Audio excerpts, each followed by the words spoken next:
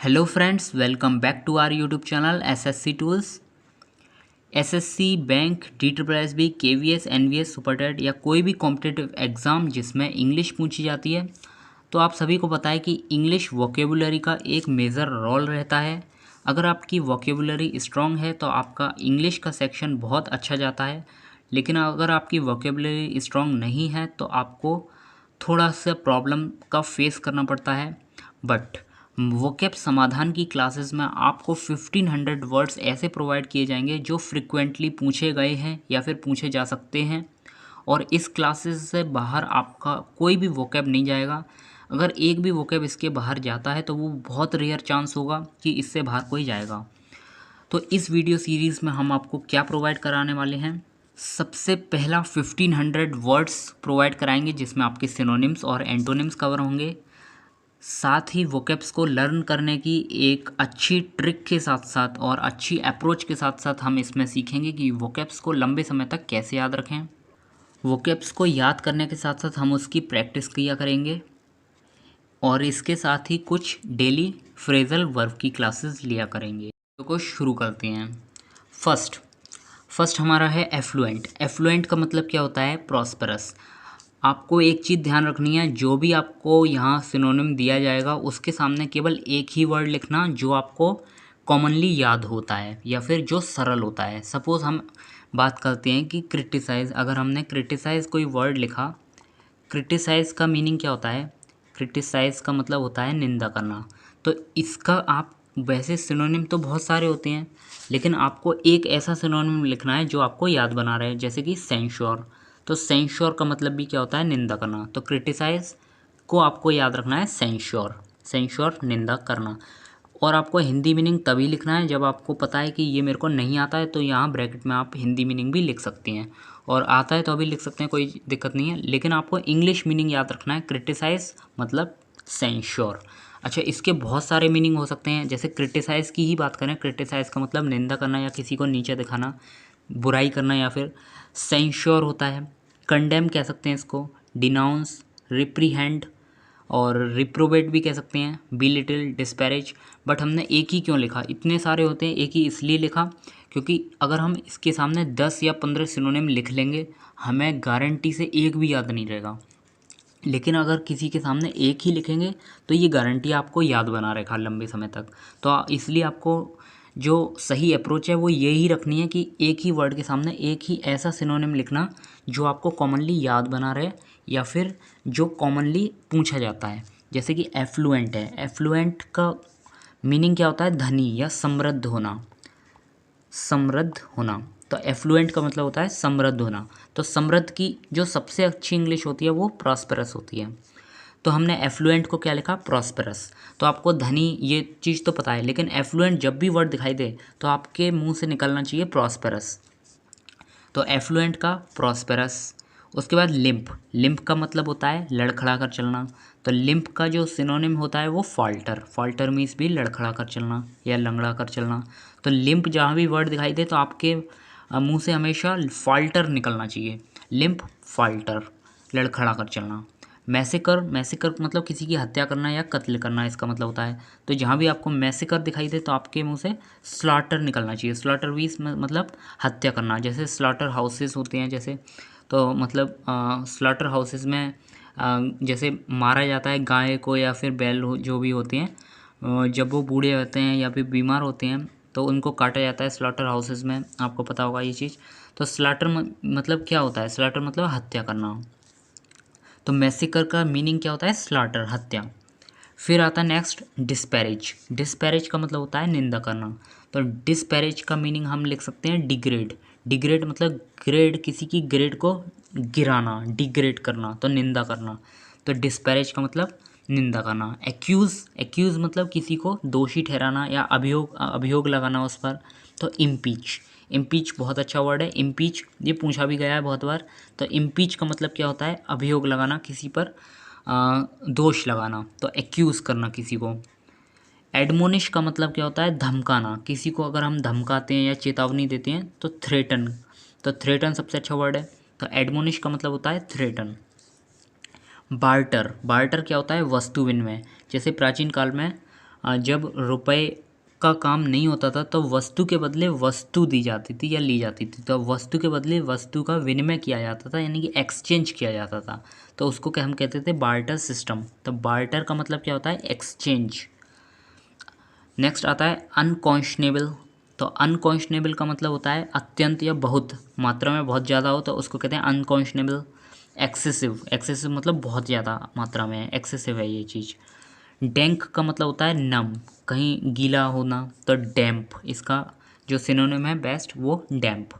बाश, BASH, bash का मतलब होता है बड़ी चोट या मार, किसी भी वस्तु पर चोट करना या फिर मार करना, तो उसको कहते हैं स्ट्राइक। स्ट्राइक मतलब होता है टक्कर मारना, तो बाश का मतलब क्या होता है? स्ट्राइक। फिर हैगल, HAGGLE, हैगल का मतलब होता है बार्गेनिंग करना। बार्गेनिंग मतलब सौदेबाजी करना। कैसे हैं कि जैसे सौदेबाजी करते नहीं, आप कहीं गए और सब्जी खरीदने, जैसे उसने कहा 100 रुपये किलो है, तो आपने कहा नहीं हमें तो 50 रुपये किलो चाहिए, तो इसको कहते हैं सौदेबाजी करना। यानी कि मूल्य के बीच जो खरीदता है और बेचता है उसके बीच सौदेबाजी जो होती है उसको कहते हैं बार्गेनिंग। तो हैगल मीन्स क्या होता है? बार्गेनिंग। एब्स्ट्रूस का मतलब क्या होता है? एब्स्ट्रूस मतलब होता है गूढ़ या दुर्गम। दुर्गम मतलब जिसको बहुत मुश्किल से जाना जाए। तो प्रोफाउंड, इसकी इंग्लिश क्या होती है? प्रोफाउंड, जिसको फाउंड करने में बहुत दिक्कत हो। तो प्रोफाउंड, गूढ़ या रहस्यमयी जो चीज़ होती है उसको कहते हैं एब्स्ट्रूस या प्रोफाउंड। नेक्स्ट है योब, YOB, योब। योब का मतलब होता है एग्रेसिव। एग्रेसिव मतलब आपको पता ही है, जैसे अगर कोई व्यक्ति उससे थोड़ी सी बात कर लो तो वो एग्रेसिव हो जाता है, एग्रेसिव नेचर का, हाल लड़ने पे उतारू हो जाता है, तो उसको कहते हैं एग्रेसिव। तो योब का मतलब क्या होता है? एग्रेसिव। एग्रेसिव मतलब असभ्य युवक। नेक्स्ट है एपोजी। एपोजी का मतलब होता है क्लाइमैक्स। क्लाइमैक्स मतलब पराकाष्ठा या चरम। जैसे अगर कोई फिल्म देखते हैं तो उसमें क्लाइमैक्स में क्या हुआ, यानी कि लास्ट में क्या हुआ, उसके चरम सीमा में क्या हुआ, तो इसका मतलब होता है एपोजी का मतलब क्लाइमैक्स। तो ये सभी मीनिंग्स थे आज के, जिसके ज़रिए से हम आज की प्रैक्टिस करेंगे। तो एक बार जल्दी से रिवाइज कर लेते हैं। एफ्लुएंट का मतलब होता है प्रॉस्पेरस, समृद्ध या धनी। लिम्प, फाल्टर, लड़खड़ाना। Massacre, slaughter. डिस्पैरेज, डिग्रेड, निंदा करना। एक्यूज, इम्पीच, अभियोग लगाना। एडमोनिश, थ्रेटन, धमकाना। बार्टर, एक्सचेंज, वस्तु विनिमय। अनकॉन्शनेबल, एक्सेसिव, बहुत मात्रा में। डैंक, डैम्प, नम। डैंक, डैम्प, नम। बाश, स्ट्राइक, बड़ी चोट मारना। हैगिल, बार्गेन, सौदेबाजी करना। एब्स्ट्रूस, प्रोफाउंड, गूढ़ या दुर्गम, जिसे जानना बहुत कठिन होता है, तो एब्स्ट्रूस, प्रोफाउंड, गूढ़। योब, एग्रेसिव, असभ्य युवक को कहते हैं योब, एग्रेसिव है ये तो। एपोजी, क्लाइमैक्स, पराकाष्ठा या चरम। तो ये थे हमारे आज के मीनिंग। अब हम इनके जरिए प्रैक्टिस पे आ जाते हैं। तो यहाँ से स्टार्ट करते हैं। Directions, pick up the correct synonyms. तो इसमें 4 सिनोनिम दिए गए हैं एफ्लुएंट के। तो एफ्लुएंट के 4 सिनोनिम में से जो भी बेस्ट लगे आपको वो छांटना होगा यहाँ से। तो एफ्लुएंट का मतलब हमने क्या पढ़ा था? प्रॉस्पेरस। प्रॉस्पेरस मतलब समृद्ध, एफ्लुएंट, प्रॉस्पेरस। लिम्प, लड़खड़ा कर चलना। लिम्प का फाल्टर, तो लड़खड़ा कर चलना बाद में आपके जवान पर आना चाहिए, पहले फाल्टर आना चाहिए। लिम्प, फाल्टर, लड़खड़ा कर चलना। इनफ्रिक्वेंट, अच्छा ये हमने क्यों नहीं बताया इनफ्रिक्वेंट, क्योंकि फ्रिक्वेंट जो वर्ड है, फ्रिक्वेंट आपको पता होगा, फ्रिक्वेंट मतलब बार बार, लगातार पूछा जाना। फ्रिक्वेंट मतलब लगातार, और इनफ्रिक्वेंट मतलब जो लगातार नहीं होता, जो कभी कभी होता है। तो इसका सिनोनिम क्या हो सकता है? तो इनफ्रिक्वेंट का क्या हो सकता है? आप यहाँ से देख सकते हैं इनफ्रिक्वेंट। इनफ्रिक्वेंट, फ्रिक्वेंट मतलब लगातार, और इनफ्रिक्वेंट जो लगातार नहीं होता, यानी कि जो लगातार नहीं होता वो कभी कभी होता है, तो समटाइम्स, इसका समटाइम्स हो सकता है। मैसेकर का मतलब हत्या करना, स्लॉटर। नेक्स्ट है बी लिटिल। तो बी लिटिल का मतलब क्या होता है कि जैसे लिटिल का मतलब छोटा, और बी लिटिल किसी को नीचा दिखाना, छोटा दिखाना। बी लिटिल यानी कि डिस्पैरेज, निंदा करना, किसी को छोटा दिखाना। डिस्पैरेज, निंदा करना, यानी कि बी लिटिल। नेक्स्ट है रिवाइज, REVISE, रिवाइज। सिक्स्थ है रिवाइज। तो रिवाइज के 4 दिए गए हैं, एडिट, आल्टर, करेक्ट और रिकन्सिडर। तो रिवाइज का मतलब इनमें से क्या हो सकता है? रिवाइज मतलब दोहराना होता है, रिवीजन करना कहते हैं रिवाइज करना। रिवाइज का मतलब होता है बदलना। एल्टर का मतलब भी बदलना, यानी कि रिवाइज मतलब रिवाइज करते हैं तो पुनर्संशोधित करते हैं जिसको, उसको कहते हैं रिवाइज करना। तो यहाँ एडिट तो नहीं हो सकता, करेक्ट भी नहीं हो सकता। रिकन्सिडर, एक बार कोई अगर एल्टर नहीं होता तो हम रिकन्सिडर कह सकते थे। तो यहाँ सबसे करेक्ट ऑप्शन क्या होगा, एल्टर। देखिए यहाँ 4 सिनोनिम दिए गए हैं, तो हमें बेस्ट छांटना है जो सबसे ज़्यादा सूटेबल लग रहा है वो।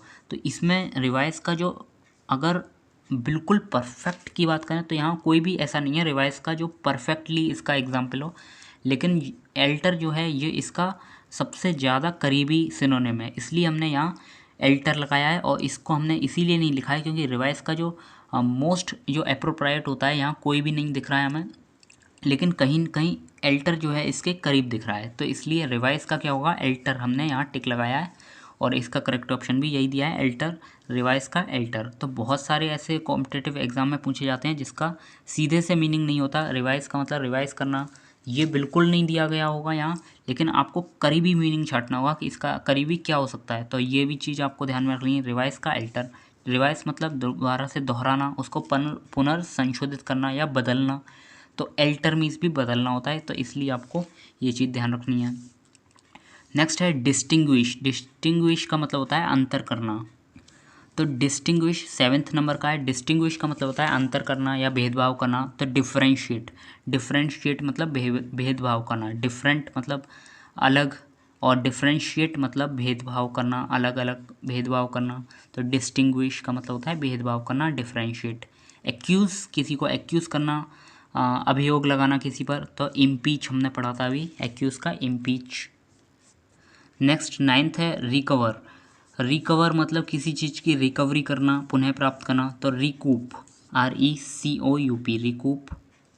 नेक्स्ट है 10th जिसमें पूछा गया है एडमोनिश। एडमोनिश का मतलब क्या होता है, 4 यहाँ दिए गए हैं, थ्रेटन, प्रेस, अपील या सपोर्ट। तो एडमोनिश का मतलब हमने पढ़ा था, एडमोनिश किसी को धमकाना, थ्रेटन। ऑप्शन नंबर 1 करेक्ट है, एडमोनिश का थ्रेटन। तो आपको सबसे पहले लर्न करने होंगे, उसके बाद प्रैक्टिस के लिए यहाँ से आना। पहले जो 10 लिखाए थे या जितने भी लिखाए थे उसको आपको सबसे पहले लर्न करना है, प्रैक्टिस तभी करनी है जब आपको वो लर्न हो जाए। तो नेक्स्ट देखते हैं ग्रेटिफाई। ग्रेटिफाई का मतलब क्या होता है, ग्रेटिफाई मतलब शांत करना। ग्रेटिफाई, पैसिफाई किसी को शांत करना या संतुष्ट करना, तो ग्रेटिफाई, पैसिफाई। पेंचेंट का मतलब होता है लाइक, पसंद करना। पेंचेंट मतलब लाइक या फिर पसंद करना या फिर उसकी तरह दिखना, तो पेंचेंट लाइक, पसंद करना। नेक्स्ट है बार्टर। बार्टर का मतलब बताया ही था आपको, बार्टर का मतलब एक्सचेंज, बार्टर सिस्टम जो चलता था, तो एक्सचेंज सिस्टम कहते हैं बार्टर, एक्सचेंज, बदलना। नेक्स्ट है 14th जिसमें अनकॉन्शनेबल का मतलब पूछा गया। तो अनकॉन्शनेबल का मतलब होता है एक्सेसिव, बहुत मात्रा में जब होता है तो उसको कहते हैं अनकॉन्शनेबल, एक्सेसिव। टर्मिनेट, नेक्स्ट है 15th टर्मिनेट। टर्मिनेट मतलब किसी को टर्मिनेट कर देना, बाहर निकाल देना, यानी कि टर्मिनेट का मतलब यहाँ 2 हैं, डिसमिस करना और इंटरप्ट करना। तो टर्मिनेट का मतलब उसकी एक तो डिसमिस करना भी हो सकता है और एक एंड करना भी हो सकता है, तो यहाँ मोस्ट जो अप्रोप्रिएट लग रहा है वो एंड है। क्यों, अगर डिसमिस नहीं होता, सॉरी डिसमिस एंड नहीं होता तब हम डिसमिस लगाते, लेकिन डिसमिस का से ज़्यादा अप्रोप्रिएट हमें एंड लग रहा है, क्योंकि टर्मिनेट मतलब सर्विसेज को उसकी ख़त्म कर देना, एंड कर देना, टर्मिनेट कर दिया हमने। सपोज अगर यहाँ से 1.5 ये पॉइंट है तो 5 के बाद कोई डिजिट नहीं आ रहा, यानी कि टर्मिनेटिंग डेसिमल ऐसे बोलते हैं ना, 1.5555 चला आ रहा है तो ये नॉन टर्मिनेटिंग। नॉन टर्मिनेटिंग और टर्मिनेटिंग में मतलब समझ में आया आपको कि टर्मिनेट मतलब यहीं के यहीं ख़त्म हो गया है ये, तो एंड हो गया है ये, तो इसलिए हमने टर्मिनेट का एंड यूज़ किया है, ना कि डिसमिस। अगर एंड नहीं दिया होता तब आपको डिसमिस यूज़ करना था। तो एंड टर्मिनेट करना मतलब किसी की सर्विसेज को एंड कर देना, ख़त्म कर देना। डैम्प का न होता है नम, तो नम डैंक, डैंक का डैम्प, डैम्प मीन्स भी होता है नम। नेक्स्ट अब है नेक्स्ट है 17th जिसमें बाउंटी का पूछा गया है। तो बाउंटी हमने इसीलिए नहीं लिखा है क्योंकि आपको ये हिंदी में लर्न नहीं करना है, आपको इंग्लिश टू इंग्लिश लिखना है। बाउंटी का मतलब होता है गिफ्ट, तो आपको गिफ्ट, बाउंटी मतलब उपहार, गिफ्ट होता है, तो गिफ्ट मतलब बाउंटी। तो ये पूछा भी जाता है, गेम खेलते हैं तो इतने बाउंटीज़ आपको प्रोवाइड किए गए हैं, गिफ्ट खेलते खेलते समय इतना गिफ्ट प्रोवाइड किया गया है, तो ये बाउंटी का मतलब गिफ्ट होता है। डिवी का मतलब क्या होता है, तो डिवी का मतलब पायोनियर। पायोनियर मतलब जो पीछा करता है, पायोनियर जो आपको रास्ता दिखाता है, तो उसे कहते हैं DV, pioneer. Next object. Object मतलब कहते हैं आई ऑब्जेक्ट मिलॉर्ड, तो किसी भी अगर कोर्ट में आपने सुना हो ये बहस हो रही है तो आई ऑब्जेक्ट मिलॉर्ड, तो मतलब मैं विरोध करता हूँ इसका मिलॉर्ड। तो माय लॉर्ड मैं इसका विरोध करता हूँ, ऑब्जेक्ट करता हूँ। तो ऑब्जेक्ट मतलब विरोध करना यानी कि ऑब्जेक्ट डिसअप्रूव मतलब अप्रूव नहीं करता हूँ मैं, विरोध कर रहा हूँ, तो डिसअप्रूव। रेंज जैसे यहाँ से यहाँ तक की रेंज के बीच, रेंज मतलब परास या विस्तार। तो एक्सपेंस, इसका एक्सपेंस कहाँ तक है, तो एक्सपेंस मतलब रेंज, रेंज मतलब एक्सपेंस, एक्सपेंस मतलब विस्तार कहाँ तक है। तो अगर कोई भी चीज़ है, परास रेंज का मतलब होता है परास, हिंदी में कह सकते हैं परास। रेंज का मतलब होता है परास या फिर विस्तार, तो विस्तार कहाँ तक है, रेंज कहाँ तक है। नेक्स्ट ऐसे बोलते हैं नहीं, रेंज कहाँ तक है। बाश का मतलब हमने पढ़ा था अभी, बाश का मतलब क्या होता है, टक्कर मारना या चोट मारना, तो स्ट्राइक। हैगिल मतलब बार्गेनिंग करना, हैगिल। नेक्स्ट है एब्स्ट्रूस, तो नेक्स्ट है एब्स्ट्रूस, एब्स्ट्रूस यानी कि 23rd नंबर का है एब्स्ट्रूस, जिसमें पूछा गया एब्स्ट्रूस का मतलब हमने पढ़ा था प्रोफाउंड, जो गूढ़ होता है, दुर्गम होता है, जिसको जानना बहुत कठिन होता है। एब्स्ट्रूस प्रोफाउंड, फाउंड करना बहुत कठिन है, तो एब्स्ट्रूस का प्रोफाउंड। योब एग्रेसिव, जो बहुत एग्रेसिव नेचर का होता है उसको कहते हैं योब। नेक्स्ट एपोजी, एपोजी का क्या होता है, क्लाइमैक्स। एपोजी मतलब चरम, एपोजी मतलब क्लाइमैक्स, उसका क्लाइमैक्स क्या है, सबसे ऊंची चोटी को कहते हैं क्लाइमैक्स, तो एपोजी क्लाइमैक्स। तो यहाँ हमने 25 वोकैब्स देखे आज। इसके अलावा हम डेली कुछ फ्रेजल वर्ब देखेंगे जो आपके इंग्लिश की नॉलेज को एनहेंस करेगा और आपके स्कोर को भी बढ़ाएगा। तो एक्ट के आज हम देखने जा रहे हैं एक्ट से क्या क्या वर्ड बनते हैं। तो एक्ट के बाद हम अगर अपॉन लगा देते हैं तो इसका मतलब हो जाता है डू अकॉर्डिंग टू, यानी कि किसी के अनुसार कार्य करना, के अनुसार कार्य करना, act upon. Next act on, act on का मतलब होता है अफेक्ट, प्रभाव डालना। एक्ट ऑन प्रभाव डालना, अफेक्ट करना। एक्ट फॉर किसी के स्थान पर कार्य करना, उसको कहते हैं एक्ट फॉर। अब इसके क्वेश्चंस कैसे आए हैं आप देख सकते हैं यहाँ से। We should dash the advice of our elders, तो हमें अपने एल्डर्स की एडवाइस के अकॉर्डिंग काम करना चाहिए। तो हम क्या लगाएंगे, एक्ट अपॉन, एक्ट ऑन या एक्ट फॉर। तो एक्ट अपॉन का मतलब होता है डू अकॉर्डिंग टू, के अनुसार कार्य करना, यानी कि we should act upon the advice of our elders, हमें अपने बड़ों की एडवाइस के अनुसार कार्य करना चाहिए। तो act upon the advice of our elders. Next है the patient became mad, patient जो है वो पागल हो गया। As the medicine dash on his brain, क्योंकि मेडिसिन ने यानी कि दवा ने उसके ब्रेन को प्रभावित किया है। तो हम क्या यूज़ करेंगे, एक्ट ऑन। एक्ट ऑन मतलब प्रभाव डालना, अफेक्ट करना। तो the patient became mad, patient जो है वो पागल हो गया क्योंकि मेडिसिन ने उसके ब्रेन को अफेक्ट किया है। तो acted on his brain, the medicine acted on his brain. Yesterday our principal vice principal dash the principal as he was ill, तो येस्टरडे कल, क्योंकि प्रिंसिपल जो है वो बीमार थे इसलिए हमारे वाइस प्रिंसिपल ने उनकी जगह काम किया है। तो एक्ट फॉर का मतलब होता है किसी के स्थान पर कार्य करना, यानी कि yesterday vice principal acted for the principal, principal के स्थान पर कार्य किया है तो एक्टेड फॉर द प्रिंसिपल। तो ये हमारे कुछ फ्रेजल वर्ब थे। अगर दोस्तों आपको वीडियो पसंद आया हो तो प्लीज़ लाइक करना, और ये विश्वास दिलाता हूँ मैं कि इससे बाहर आपका नहीं जाएगा एक भी क्वेश्चन वोकैब्स का। इसे करने के बाद आपकी इंग्लिश की नॉलेज न केवल एनहेंस होगी बल्कि आप इंग्लिश का एक बहुत अच्छा खासा स्कोर कर पाएंगे किसी भी एग्ज़ाम में। हो सकता है आपको थोड़ा सा फर्स्ट क्लास में कम समझ में आया हो, क्योंकि फ़र्स्ट टाइम जब हम किसी चीज़ को देखते हैं तो बहुत अच्छे से नहीं समझ पाते, बट नेक्स्ट क्लासेस से हम अपनी स्पीड को भी थोड़ा सा मेंटेन करेंगे और आपको समझ में भी अच्छा आने लगेगा, क्योंकि फ्रिक्वेंटली आप जल्दी जल्दी क्लासेस को अटेंड करिए और जल्दी जल्दी सिलेबस को कंप्लीट करने की कोशिश कीजिए। और जो भी कमी दिख रही हो आपको इस प्लेटफॉर्म पर तो वो आप ज़रूर कमेंट करके बताएं, हम आगे से उसको सुधारने की कोशिश ज़रूर करेंगे। ओके, मिलेंगे नेक्स्ट वीडियो में, तब तक के लिए बाय, टेक केयर।